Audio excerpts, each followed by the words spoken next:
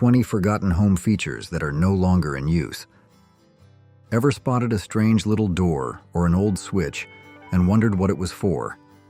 Homes once had clever features that made life easier before modern technology took over. Let's uncover these forgotten innovations and see how they shaped daily life. Wall plates.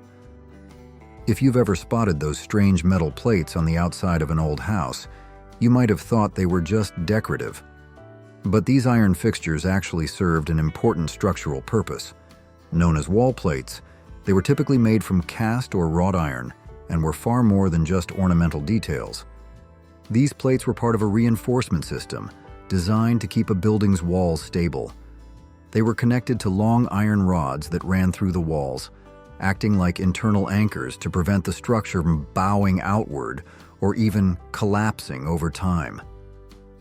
This was especially critical for brick and stone buildings, which lacked the flexibility of modern materials and were prone to shifting under pressure. Before the development of advanced construction techniques and reinforced materials, builders relied on these iron supports to maintain a home's integrity.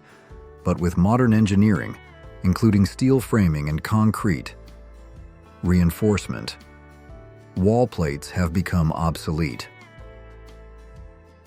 Coal chute door. If you've ever walked past an older home and noticed a small iron door near the foundation, you might have wondered what it was for. It's not just a random piece of metal. It's a coal chute door, a once essential feature in homes that relied on coal for heat. Before modern heating systems, homeowners needed a steady supply of coal to keep their furnaces running, especially during the winter.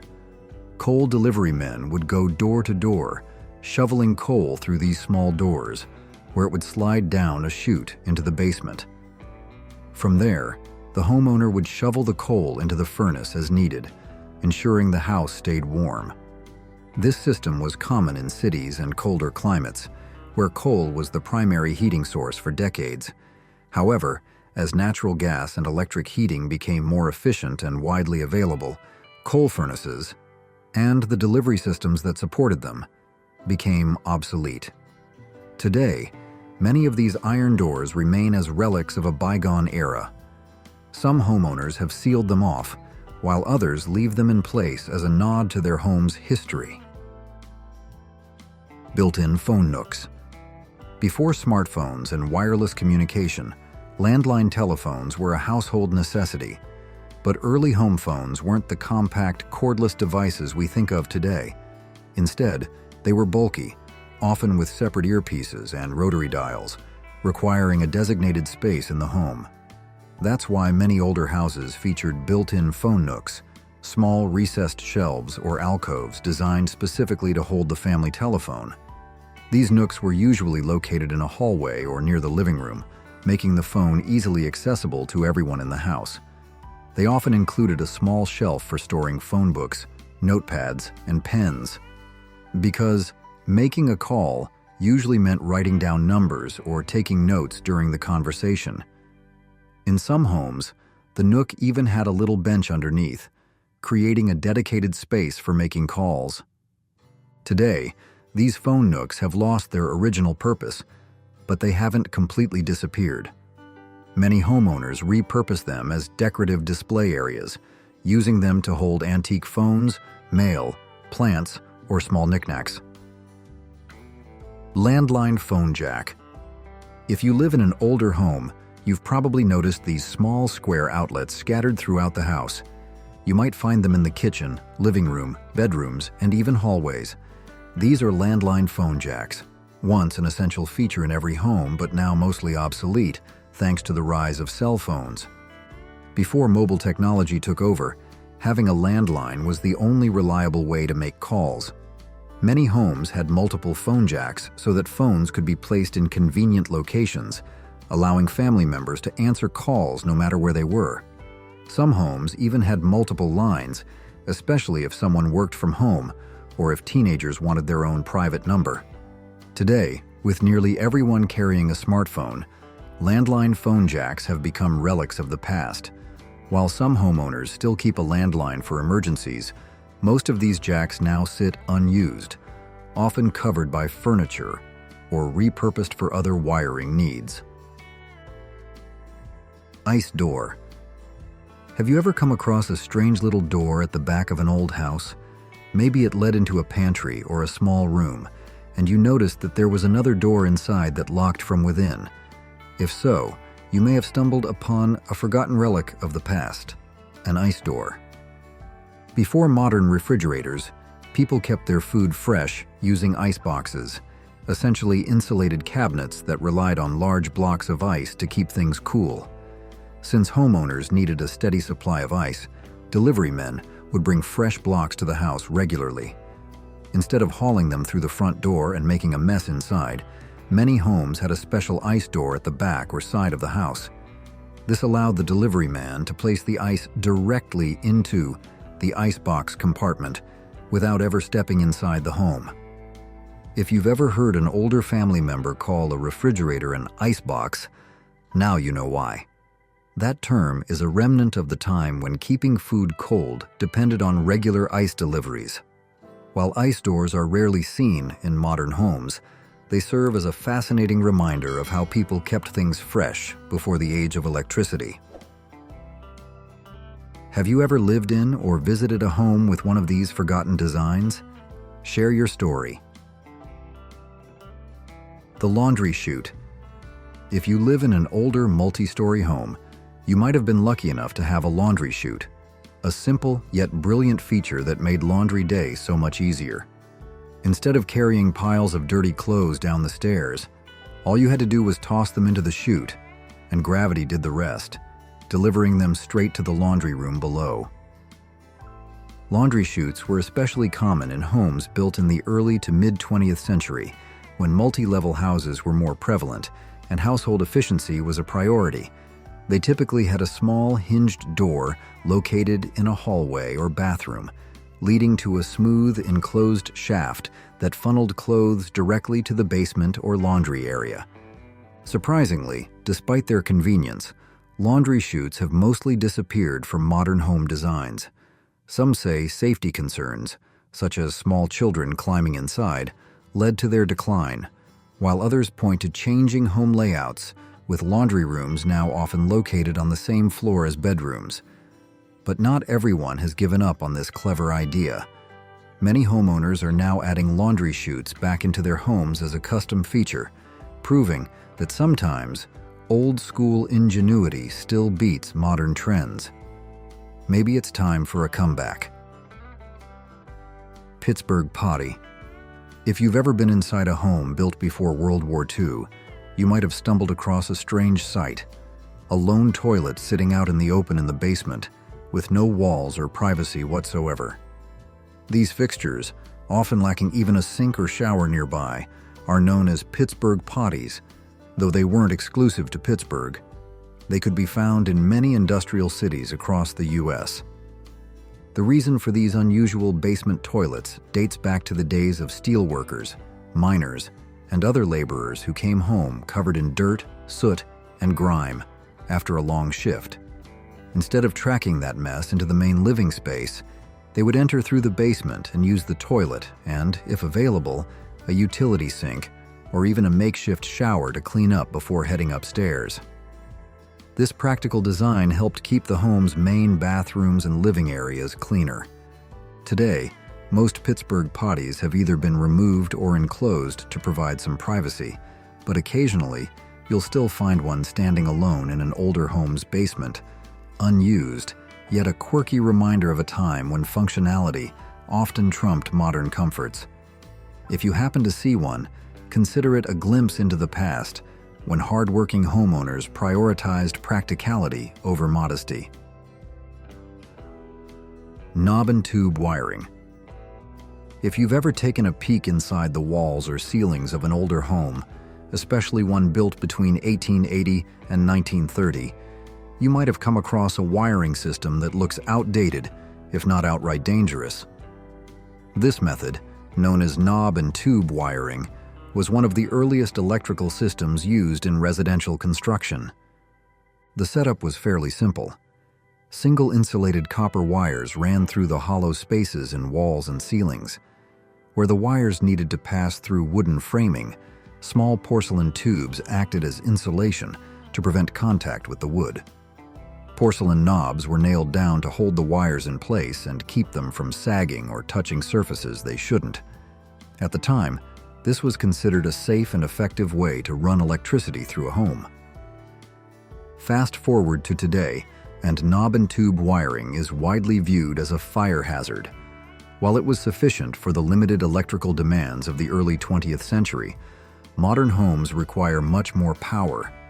The old wiring lacks grounding, and over time the insulation can become brittle or damaged. Though some older homes still have it in place, most electricians recommend replacing it with a safer, up-to-date system. It's a fascinating piece of history, but definitely not something you want powering your home today. Ceiling beds. Have you ever seen a bed descend from the ceiling?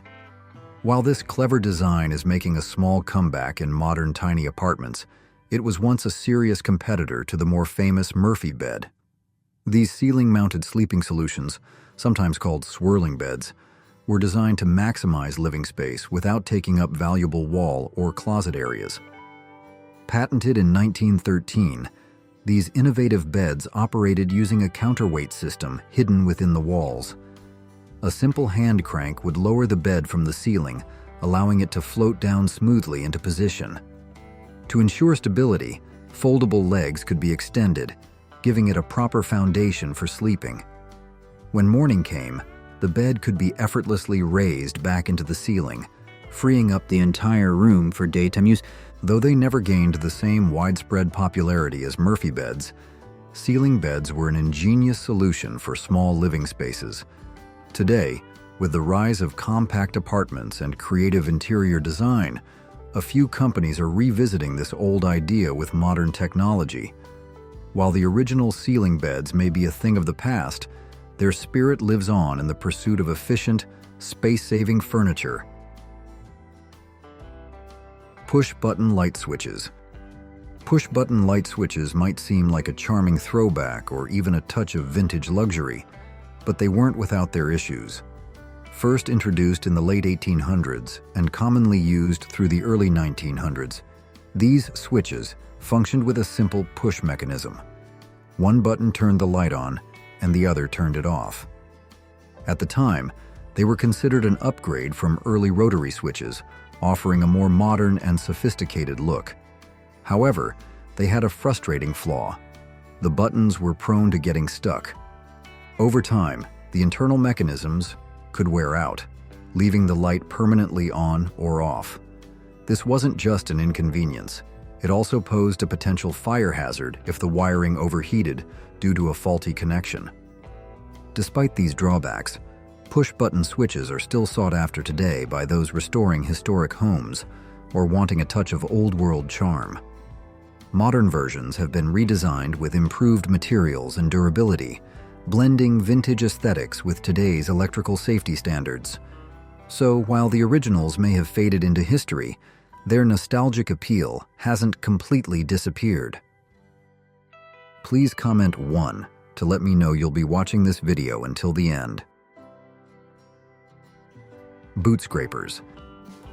If you've ever noticed a small cast iron fixture near the front door of an old home and wondered what it was, you've likely spotted a boot scraper.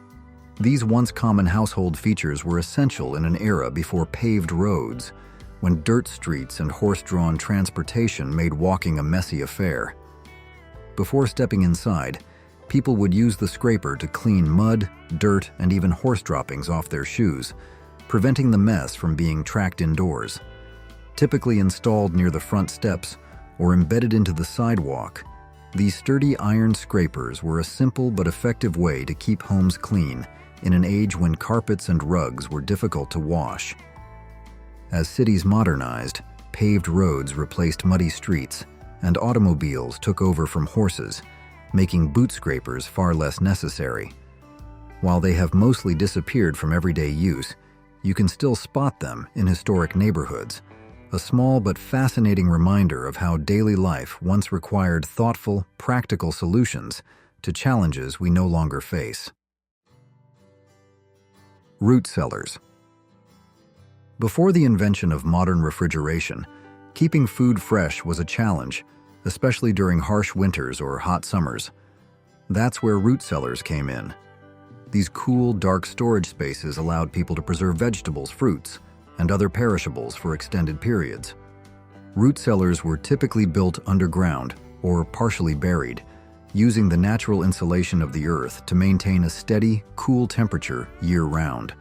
Some homes had cellars separate from the main house, often resembling small dugouts with wooden or stone doors, while others simply used their basements for storage. Proper ventilation and humidity control helped prevent spoilage, making them an essential feature in homes before electricity became widespread. While refrigerators have made root cellars largely obsolete, some people still use them today, especially in rural areas or for homesteading. They're excellent for storing homegrown produce, aging cheese, or even keeping wine at the perfect temperature. Though no longer a necessity, these once crucial storage spaces remain a fascinating glimpse into how people managed food preservation long before the convenience of a fridge. Razor blade disposal slots. If you've ever lived in or explored an older home with a built-in medicine cabinet, you might have noticed a small, mysterious slot inside. This wasn't just a random design choice, it was a built-in razor blade disposal system. Before the days of modern cartridge razors, men used double-edged safety razors that required frequent blade replacements. But there was a problem. How do you safely dispose of the old blades without risking injury? The solution was simple. Just drop them into the disposal slot inside the medicine cabinet. The blades would fall into the empty space between the walls, out of sight and out of mind. At the time, this was a practical way to get rid of used razors without leaving them in the trash, where they could pose a danger. However, since there was no way to retrieve them, many old homes now have a hidden stockpile of razor blades trapped inside the walls or under the house. While this method is no longer used today, it's a fascinating relic of the past, one that homeowners sometimes discover during renovations, uncovering decades' worth of forgotten blades. Dumbwaiters. If you've ever come across a small hidden lift in an old multi-story home, you may have found a dumbwaiter. These miniature elevators weren't meant for people, but were designed to transport food, dishes, and other household items between floors. They were especially useful in larger homes where kitchens were located on a different level from the dining room, allowing meals to be moved efficiently without the hassle of carrying heavy trays up and down stairs. Dumbwaiters were typically operated with a pulley system, using ropes and counterweights to make lifting easier. Wealthy households, and even some commercial buildings like hotels and restaurants, relied on them to keep service running smoothly. While they may seem like a luxury of the past, some homes and businesses still use modern versions today. However, in older houses, dumbwaiters often sit unused, repurposed as storage spaces, or sealed off entirely. And yes, many kids in these homes have undoubtedly been tempted to climb inside for a little makeshift elevator adventure, though that was never their intended purpose. Servant stairs. If you've ever toured a historic home or lived in an older house, you may have noticed a narrow, tucked-away staircase leading from the kitchen or pantry. These were known as servant stairs, a feature designed to keep household staff out of sight while they moved between floors. In grand homes of the 18th and 19th centuries, a strict social hierarchy was maintained, even within the house.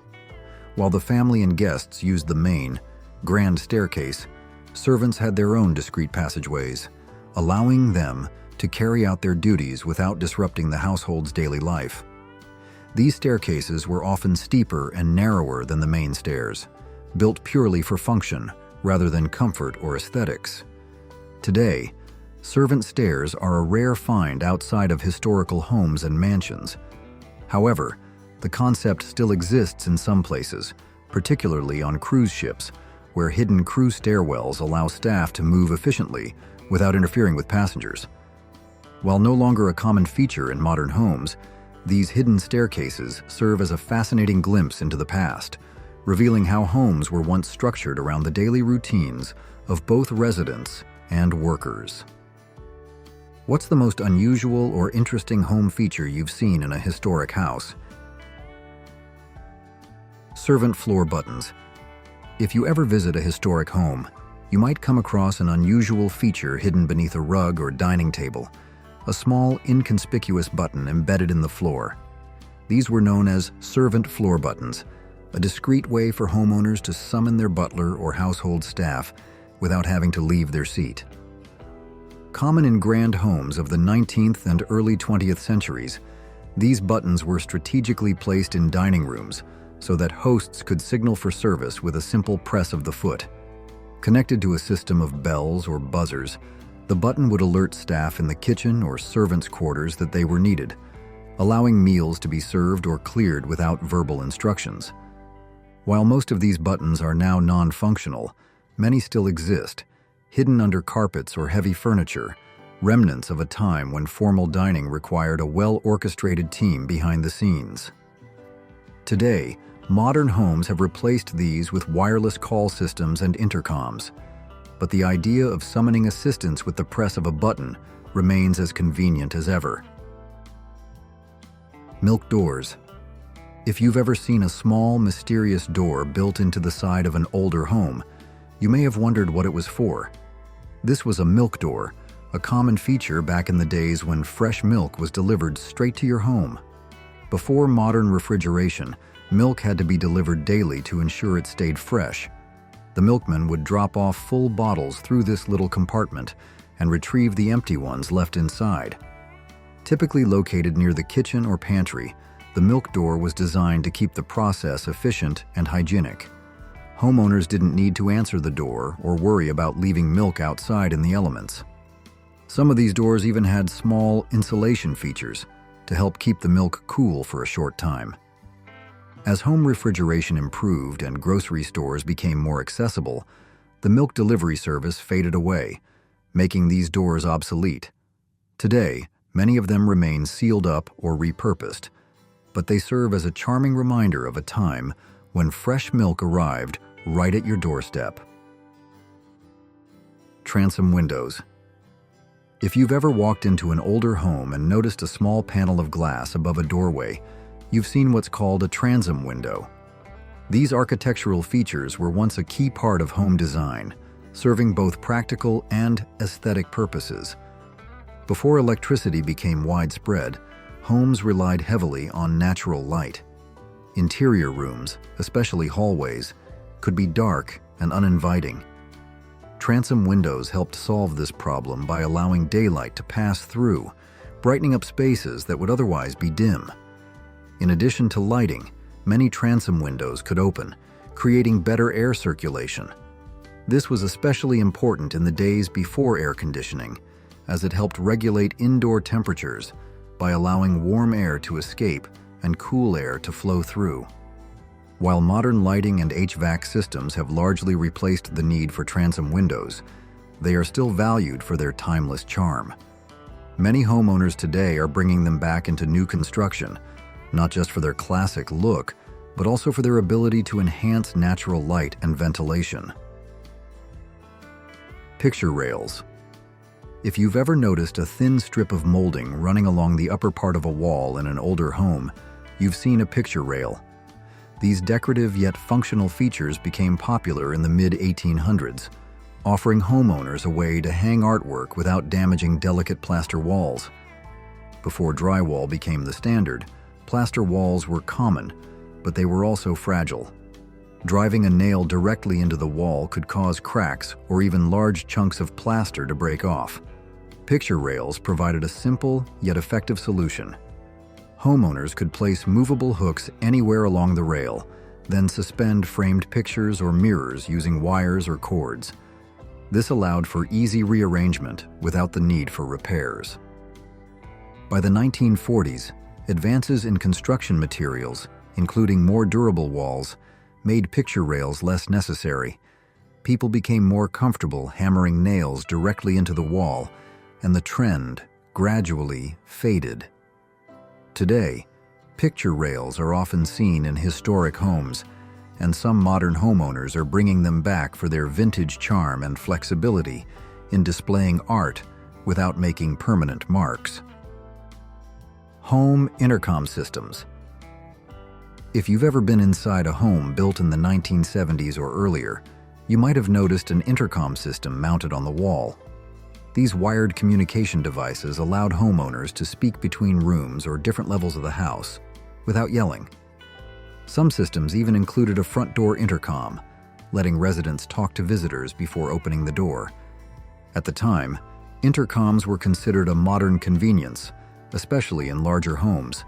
Families could easily check in with each other from different areas of the house, and homeowners could screen guests without needing to peek through a window. However, with the rise of cell phones and smart home technology, traditional intercom systems have become largely obsolete.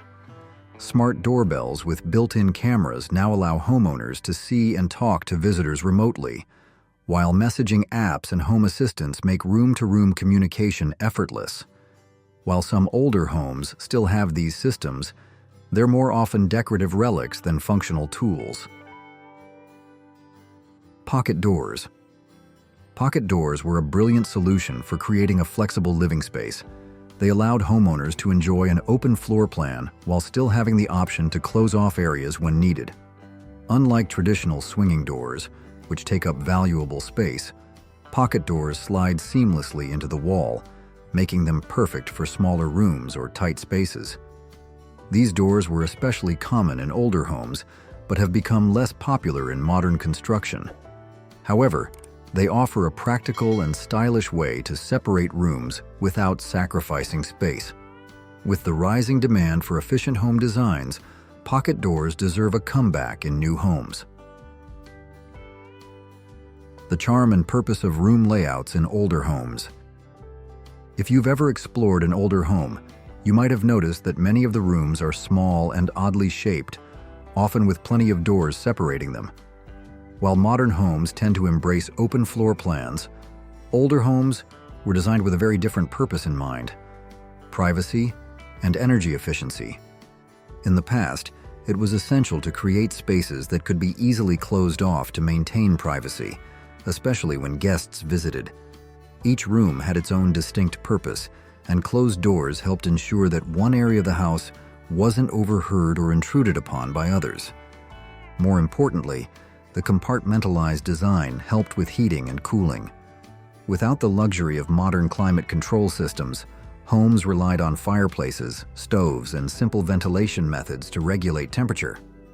By keeping doors shut between rooms, the homeowners could concentrate warmth in the areas they used most, avoiding wasting energy in unused spaces. This design also kept cooler air in certain areas during the warmer months. Today, while open-concept homes are popular for their spaciousness, the thoughtful layouts of older homes remind us of how functional design can make everyday life more comfortable and efficient. Ever wondered what it would be like to live in an 8-sided house or one made entirely of steel? Let's dive into 20 unique old house styles that are rarely seen today. What made them so special, and why did they fade away? Let's find out. Octagon houses, popular 1850s to 1870s. Octagon houses were all the rage for a brief time, from the 1850s to the 1870s, thanks to a man named Orson Squire Fowler. Fowler was an advocate for these homes, believing that their unique design offered more space, better airflow, and an abundance of natural light. The idea was simple yet revolutionary. An octagon-shaped house would use the same perimeter as a traditional square or rectangular house, but provide 20% more interior space. This made the layout more efficient, especially for homeowners seeking to maximize their square footage without expanding the size of the foundation.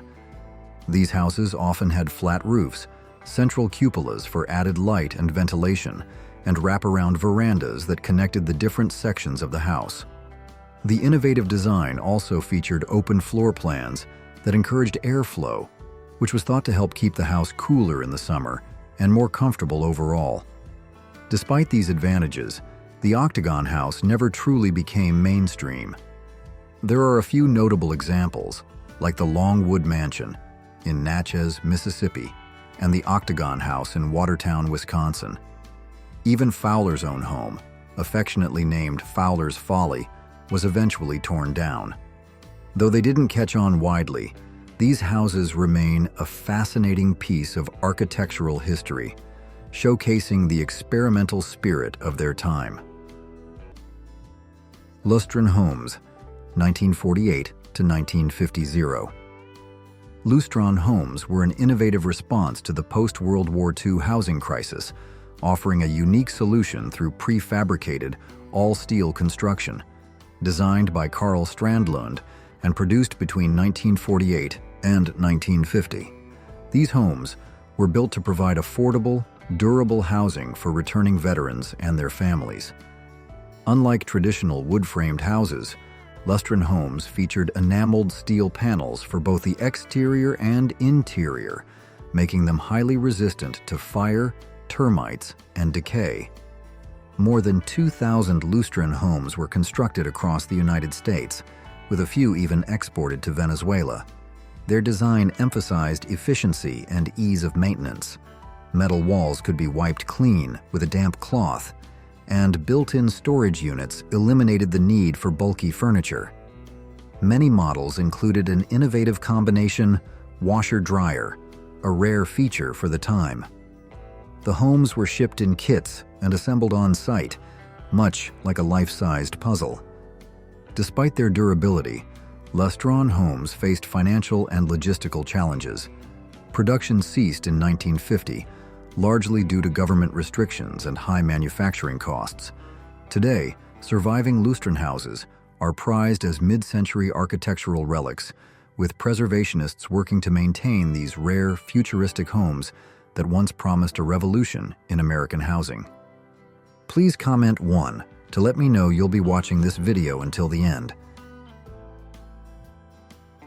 Atomic Ranch, 1950s to 1960s. The Atomic Ranch, a stylish evolution of the classic ranch house, defined mid-century modern architecture in the 1950s and 1960s. This design emphasized simplicity, functionality, and a seamless connection between indoor and outdoor spaces. With sleek lines, open floor plans, and large windows, these homes embraced the optimism of the post-war era and the space-age aesthetic. Architect Cliff May played a crucial role in popularizing the ranch style as early as the 1930s, drawing inspiration from Spanish colonial haciendas. His designs featured sprawling, single-story layouts that encouraged casual, open living, an idea that flourished in the Atomic Ranch era. Homes often included flat or butterfly roofs, asymmetrical facades, and walls of glass that blurred the boundary between interior and exterior. Vibrant colors, geometric patterns, and futuristic materials like formica and aluminum added to their distinctive look. In California, developer Joseph Eichler helped bring Atomic Ranch homes to the masses. His designs, heavily influenced by the Bauhaus and Frank Lloyd Wright's Usonian homes, featured post and beam construction, atriums, and carports instead of traditional garages. While their popularity declined in later decades, Atomic Ranch homes remain highly sought after today, celebrated for their retro charm and timeless modernity. Tudor house style. Tudor-style homes bring the charm and character of medieval England to American neighborhoods, blending old-world craftsmanship with modern adaptations. Though inspired by the architecture of England's Tudor dynasty, 1485 to 1603. The Tudor revival style seen today emerged in the late 19th and early 20th centuries, borrowing elements from medieval cottages and grand manor houses alike. A hallmark of Tudor homes is their steeply pitched roofs, often punctuated by prominent cross gables. Decorative half-timbering, dark wooden beams set against light-colored stucco or stone creates a distinctive, storybook-like appearance. Brickwork is commonly used, especially on lower levels or chimneys, adding warmth and texture to the facade. These homes also feature tall, narrow windows with multiple small panes, often arranged in groups, and framed with dark wood or leaded glass for an old-world aesthetic. Inside, Tudor homes exude coziness with exposed wooden beams, stone fireplaces, and arched doorways. The interiors often embrace rich, earthy tones and textured materials, enhancing their medieval-inspired charm. While traditional Tudor homes were grand estates, the American Tudor Revival adapted the style for suburban living. Cottage house style.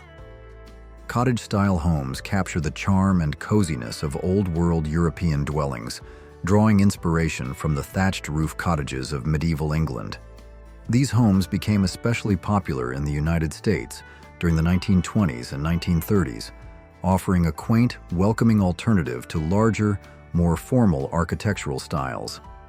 Defined by their storybook appeal, cottage-style houses often feature steeply pitched roofs, sometimes with cross gables that add dimension to the structure.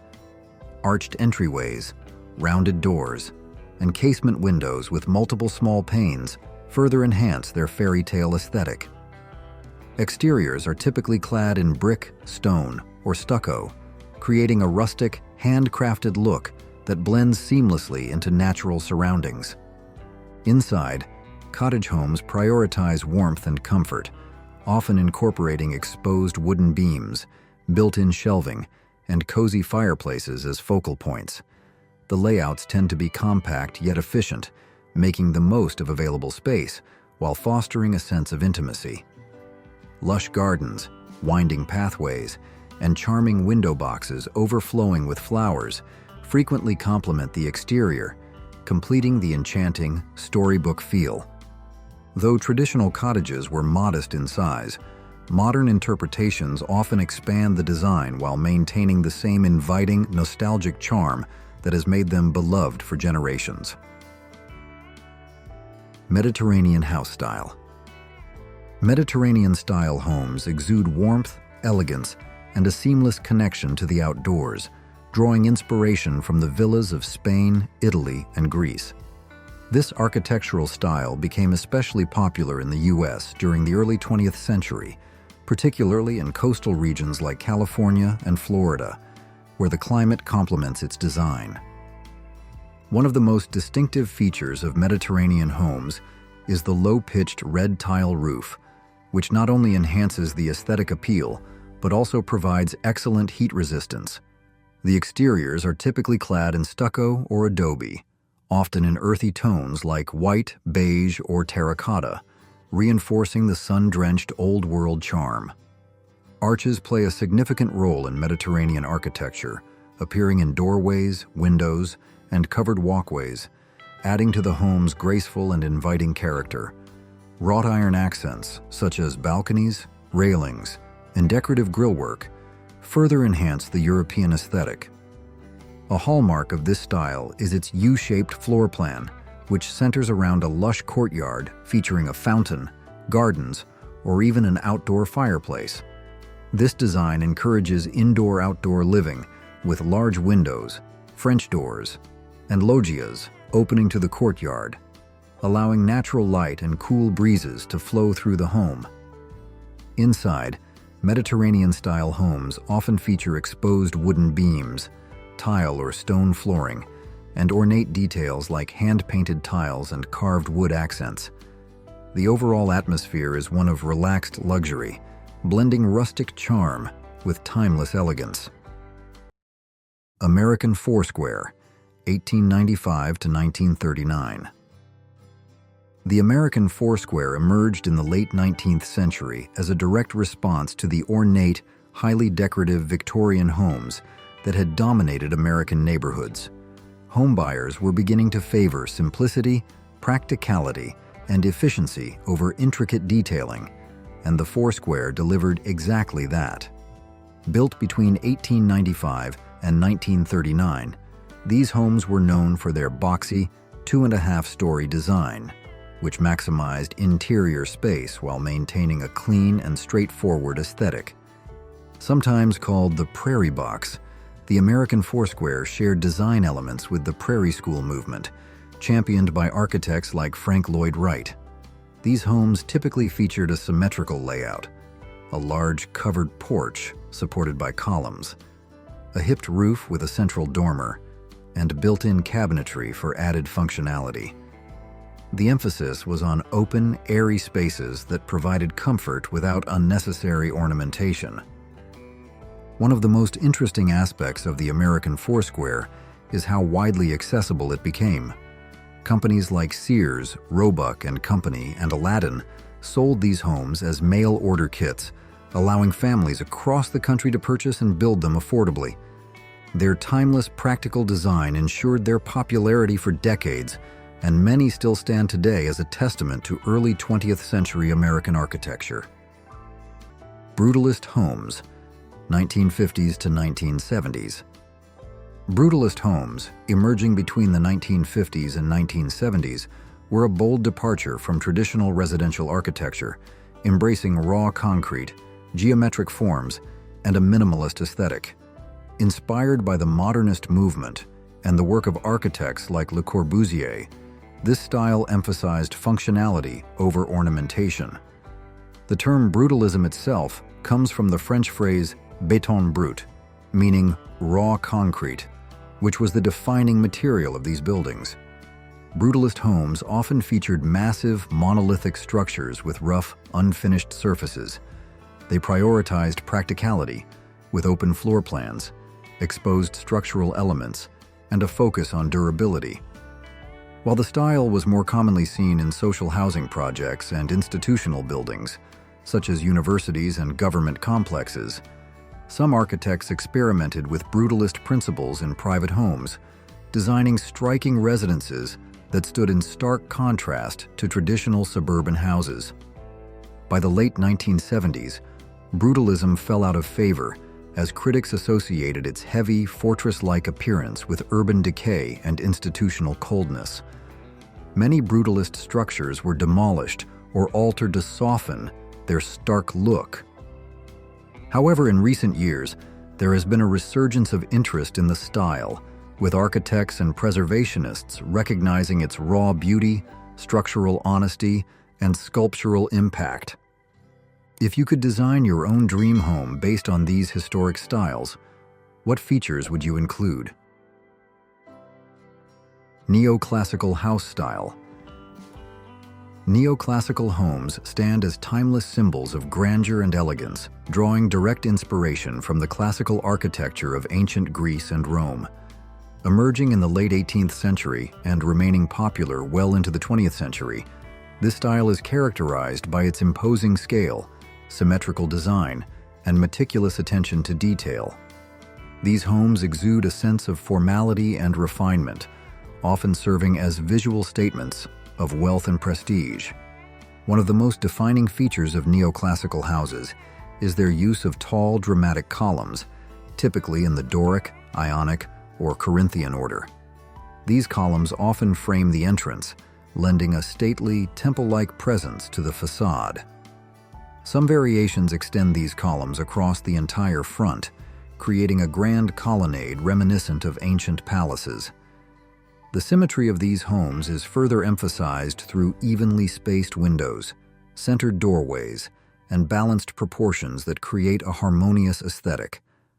Ornamental details, such as pediments, intricate moldings, and decorative cornices add to the architectural sophistication.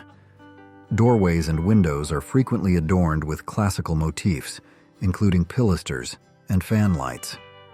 While the style has evolved over time, neoclassical homes remain a favored choice for civic buildings, historic mansions, and even modern luxury residences, preserving their timeless appeal.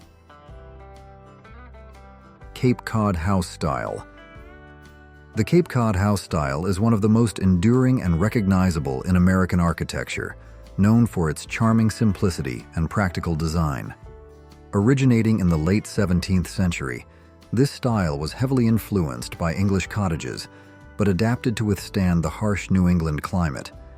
Its defining features, steeply pitched roofs, wood siding, and symmetrical facades, made it both functional and visually appealing.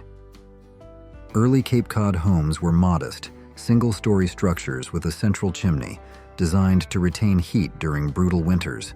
The steep roof lines helped shed snow, while the sturdy wooden construction provided durability against coastal storms. Multi-pane windows allowed natural light inside, and dormer windows, often added later, helped bring more ventilation and usable space to the upper half-story. Though Cape Cod homes remained a regional style for centuries, they experienced a massive resurgence in popularity during the 1930s, particularly as affordable housing options in suburban developments. Modern variations often include larger footprints, updated materials, and additional wings or attached garages, but they still retain the cozy, timeless appeal of their historic predecessors. American Craftsman, 1905 to 1930. The American Craftsman style emerged in the early 20th century as a celebration of skilled craftsmanship, natural materials, and simplicity, a departure from the overly ornate Victorian homes of the previous era. Craftsman houses emphasized quality over decoration, favoring solid wood, stone, and handcrafted details. This style flourished between 1905 and 1930, especially in California, where its open, airy designs suited the mild climate. Inspired by the Prairie School and shingle styles, Craftsman homes were instantly recognizable by their low-pitched gabled roofs, wide eaves with exposed rafters, and decorative beams or brackets. Many featured built-in furniture, such as bookshelves and window seats, reinforcing the idea that a home should be both beautiful and functional. Gustav Stickley, a designer and furniture maker, was one of the most influential figures in popularizing the Craftsman aesthetic through his magazine, The Craftsman. Unlike the British arts and crafts movement, which often catered to the wealthy, American Craftsman homes were designed to be accessible and affordable. However, by the 1930s, the style began to fade, replaced by simpler, more modern designs. Today, one of the finest surviving examples is the Gamble House in Pasadena, California, which perfectly embodies the warmth, craftsmanship, and natural beauty that defined the movement. Shotgun House, 1870 to 1920s. The shotgun house is one of the most distinctive and enduring architectural styles of the American South, popular from the 1870s through the 1920s. These homes are long, narrow, and rectangular, with rooms arranged in a straight line from front to back, usually without hallways. The design was highly practical, allowing for efficient airflow, which was essential in the hot, humid climate of the South. Though most commonly associated with New Orleans, shotgun houses are believed to have roots in Haitian and West African architecture, brought to the United States through cultural exchanges in the Caribbean. Their simple, no-frills design made them affordable to build, making them a popular choice for working-class families. They also allowed for high-density housing, as multiple shotgun homes could be built close together on small lots. Over time, many shotgun houses fell into disrepair, especially in urban areas. However, in recent decades, they have been rediscovered and restored, often as part of gentrification efforts in cities like New Orleans. One of the most famous examples of a shotgun house is the birthplace of Elvis Presley in Tupelo, Mississippi, a humble yet historically significant reminder of this uniquely Southern architectural style. Which of these old house styles would you love to live in today, and why? Italianate house style. The Italianate house style, popular in the U.S. from the 1840s to the 1880s, reflects the grandeur of 19th-century Italian villas, with a distinct emphasis on vertical proportions and ornate detailing. Inspired by the picturesque movement, these homes were a departure from the rigid symmetry of earlier architectural styles, favoring a more romantic and decorative aesthetic. A defining feature of Italianate homes is their overhanging eaves supported by decorative brackets, often arranged in pairs or elaborate patterns. The roofs are typically low-pitched or gently sloping, sometimes with a central cupola or square tower, adding to the home's dramatic silhouette. Windows are another hallmark of the style. Tall, narrow, and often arched, they emphasize the home's height and elegance. Elaborate window crowns or pediments further enhance their ornamental appeal. Entrances are grand and inviting, often framed by double doors with arched or heavily carved surrounds. Wraparound porches with delicate columns and balustrades add to the charm, creating welcoming outdoor spaces. Most Italianate homes are 2 or 3 stories high, featuring rectangular or L-shaped floor plans. Their facades are richly detailed, with intricate moldings, quoins, and decorative brackets, giving the homes a refined and stately presence. Although Italianate architecture declined in popularity by the late 19th century, many well-preserved examples remain, particularly in historic districts across the U.S. The style's blend of old-world elegance and American craftsmanship makes it a standout in architectural history. Queen Anne style, 1880 to 1910. The Queen Anne style dominated American residential architecture from 1880 to 1910, replacing the more formal and rigid Second Empire style. This was a time of architectural creativity, and Queen Anne homes embraced a whimsical, almost storybook-like appearance. They stood out with their asymmetrical facades, expansive wraparound porches, and intricate decorative woodwork. Patterned shingles, bay windows, and stained glass were common features, adding layers of texture and color to the design. Many of these homes also boasted dramatic towers or turrets, giving them a castle-like charm. One of the defining characteristics of Queen Anne homes was their variety. No 2 houses looked exactly the same. Architects played with multiple roof lines, incorporating steep gables, dormers, and ornamental trim. These houses were built to impress, reflecting the prosperity and optimism of the late 19th century. However, after 1900, tastes began shifting towards simpler, more restrained architectural styles like the Colonial Revival and Craftsman homes. The elaborate and ornate Queen Anne look gradually faded from popularity. Despite this, some stunning examples remain, with the Carson Mansion in Eureka, California, being one of the most famous. With its towering spires and lavish details, it perfectly captures the grandeur and eccentricity of the Queen Anne era. Country French house style. Country French homes bring a touch of European elegance to American architecture, blending rustic charm with refined details. This style traces its roots back to the 18th century, when French settlers introduced it to regions like Louisiana and the Mississippi Valley. Inspired by rural homes in the French countryside, these houses are known for their graceful proportions, steeply pitched roofs, and a warm, inviting aesthetic. Typically, country French homes are 1-story, though some feature a second level tucked under the roofline. Their exteriors often showcase stucco walls, sometimes combined with stone or brick, and a distinctive half-timbered frame that hints at medieval European craftsmanship. Narrow, tall windows with decorative shutters enhance the home's old-world charm, while arched entryways and wrought iron accents add to the refined look.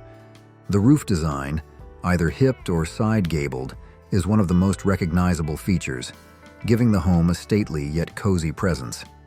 Many country French homes are set back on spacious lots with winding driveways and beautifully landscaped gardens, further enhancing their curb appeal. While the style retains its historic influences, modern versions may include contemporary amenities while preserving the classic European-inspired elegance that makes country French homes so timeless. Colonial house style. Colonial-style homes are among the most iconic and enduring architectural styles in the United States, dating back to the early 1600s. Rooted in European influences, particularly from England, these homes were built to reflect symmetry, balance, and practicality. Over time, colonial architecture evolved into several sub-styles, including Georgian, Federal, and Dutch colonial, each with its own unique characteristics while maintaining the core elements of the style. Typically 2 or 3 stories tall, colonial homes feature a rectangular floor plan with a centered front entrance flanked by evenly spaced windows. The facades are traditionally constructed from brick or wood, giving the homes a stately yet inviting appearance. A hallmark of the colonial style is its functional layout.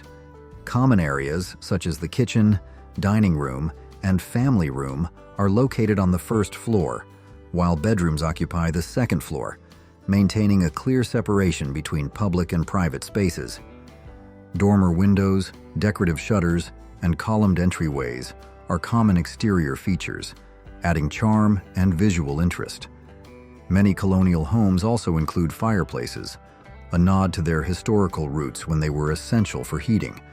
Despite their traditional origins, colonial-style homes have remained popular due to their timeless appeal, adaptable design, and enduring sense of elegance. Victorian house style. Victorian-style homes are some of the most ornate and visually striking residences ever built, reflecting the grandeur and creativity of the 19th century. Emerging during Queen Victoria's reign, 1837 to 1901, this architectural style flourished during the Industrial Revolution, a time when mass production allowed for intricate decorative details that were once too costly or difficult to create by hand. These homes are easily recognizable by their steeply pitched roofs, prominent front-facing gables, and elaborate woodwork. Asymmetry is a defining feature, with bay windows, turrets, and towers adding to their whimsical charm. Patterned shingles and intricate trim, sometimes called gingerbread, contribute to the highly decorative appearance. Many Victorian homes also feature expansive wraparound porches with turned posts and spindles, inviting both function and ornamentation.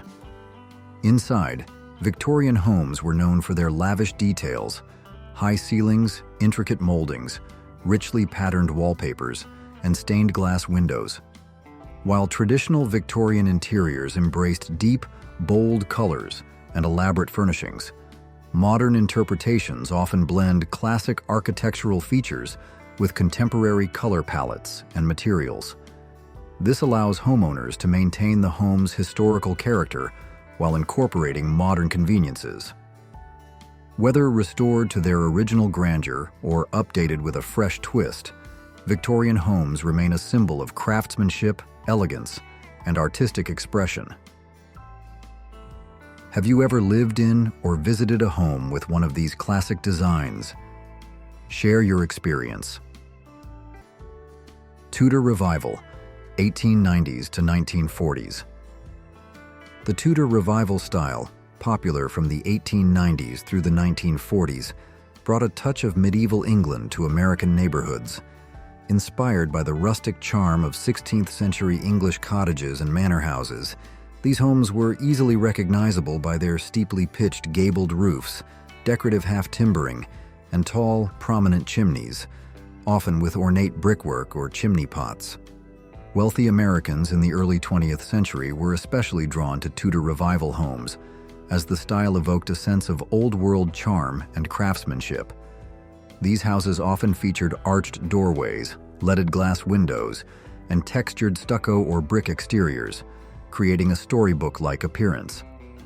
Interiors typically included exposed wooden beams, grand fireplaces, and cozy, irregularly shaped rooms that enhanced their medieval character. However, after World War II, the style fell out of favor as Americans turned to simpler, more modern housing designs.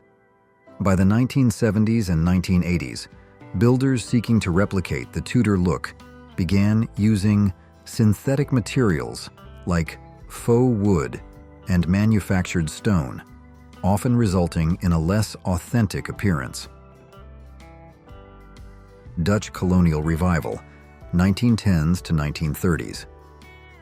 The Dutch Colonial Revival style, popular from the 1910s to the 1930s, was a nostalgic reinterpretation of the 17th and 18th century homes built by early Dutch settlers in what is now New York, New Jersey, and Pennsylvania. The most defining feature of this style is its gambrel roof, which resembles a barn roof with two slopes on each side, allowing for more usable space on the upper floor. Wide eaves, large dormer windows, and a symmetrical facade with decorative shutters further contributed to its charming, traditional look. Unlike the original Dutch colonial homes, which were often constructed with brick or stone, the revival versions were commonly built with wood siding, reflecting early 20th century building trends.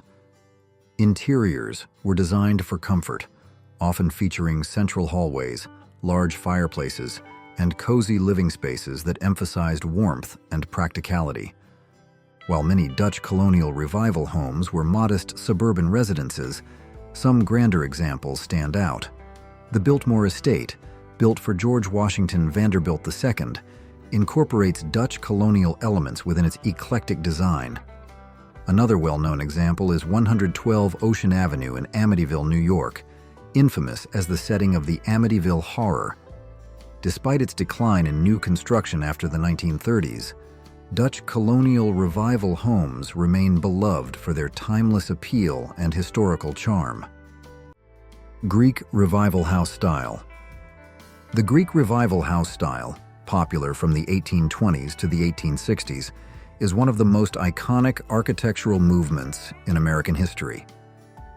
Inspired by classical Greek temples, these homes symbolize grandeur, democracy, and timeless elegance. Distinguished by their bold white facades, Greek Revival homes often feature grand entryways framed by towering columns, typically of the Doric, Ionic, or Corinthian order. These columns support a prominent pediment, further emphasizing the home's resemblance to ancient Greek structures. Low-pitched or gabled roofs add to the style's commanding presence, while symmetrical layouts ensure a balanced and stately appearance. Large, rectangular windows, often with decorative lintels, allow for ample natural light. Entrances frequently include transoms and side lights, enhancing the sense of openness. In the South, Greek Revival homes are especially notable for their expansive porches, offering shade and a connection to the outdoors. These porches, often adorned with rocking chairs, create inviting spaces for relaxation and social gatherings. Greek Revival architecture dominated the U.S. during the early to mid-19th century, influencing not only residential buildings, but also courthouses, banks, and government structures. Today, these homes remain a symbol of classical beauty and historic charm.